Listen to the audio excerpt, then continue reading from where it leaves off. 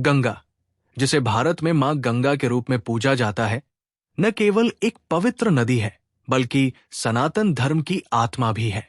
गंगा का उल्लेख वेदों, पुराणों और महाकाव्यों में अत्यंत श्रद्धा और सम्मान के साथ हुआ है। ऐसा माना जाता है कि गंगा स्वर्ग से धरती पर आई थी और उनके धरती पर अवतरित होने की कथा अत्यंत रोचक और आध्यात्मिक है। ये कथा केवल एक नदी के उद्भव की नहीं, बल्कि एक दिव्य वरदान की है जो मानव जाति के कल्याण के लिए दिया गया था।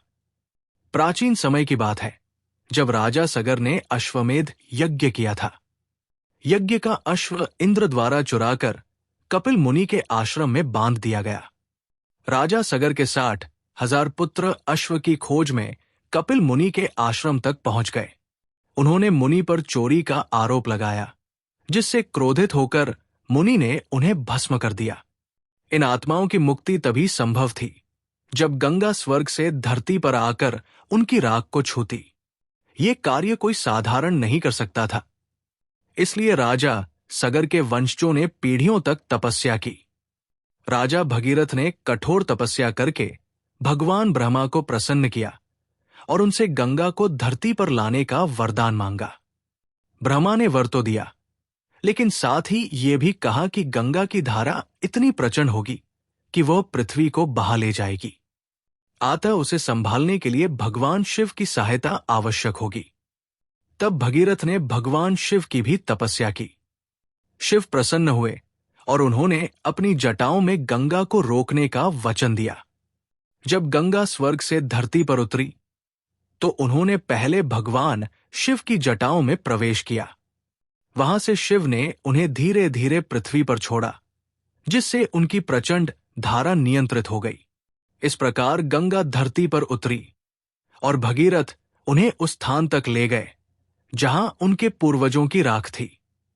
गंगा ने उस स्थान को पवित्र कर दिया और भगीरथ के पूर्वजों को मोक्ष प्राप्त हुआ। इसी घटना के कारण गंगा को भागीरथी भी कहा जाता है। गंगा का अवतरण केवल भगीरथ के पूर्वजों के उद्धार के लिए ही नहीं था, बल्कि ये समस्त पृथ्वी के लिए एक दिव्य वरदान बन गया।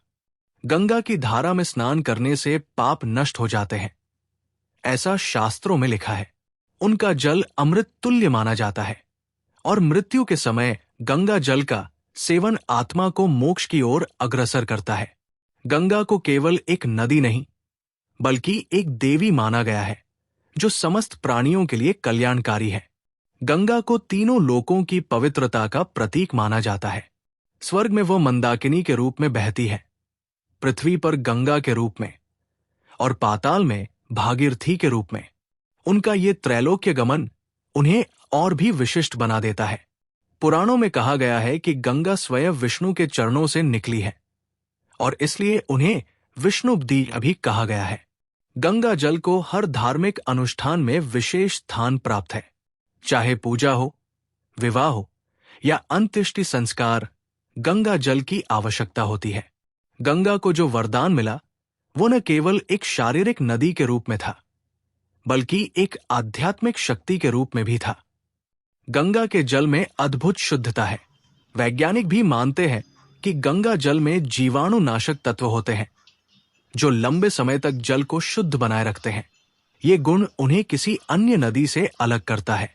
धार्मिक दृष्टि से भी गंगा केवल जल का स्रोत नहीं, बल्कि आत्मा के शुद्धिकरण का माध्यम है।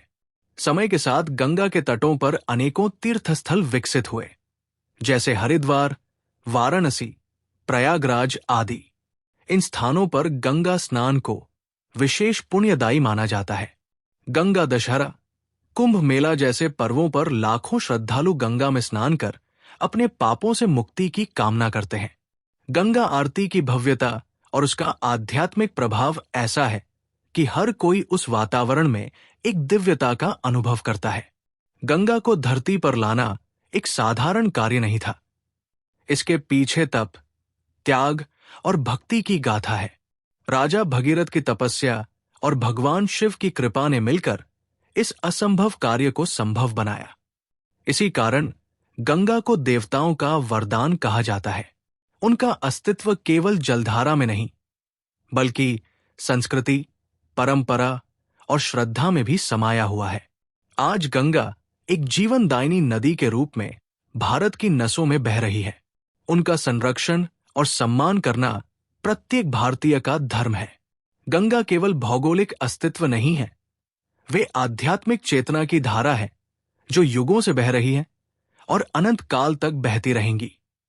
यही गंगा को मिला वह दिव्य वरदान है, मोक्षदायिनी, पापनाशिनी और शुद्धता की प्रतीक।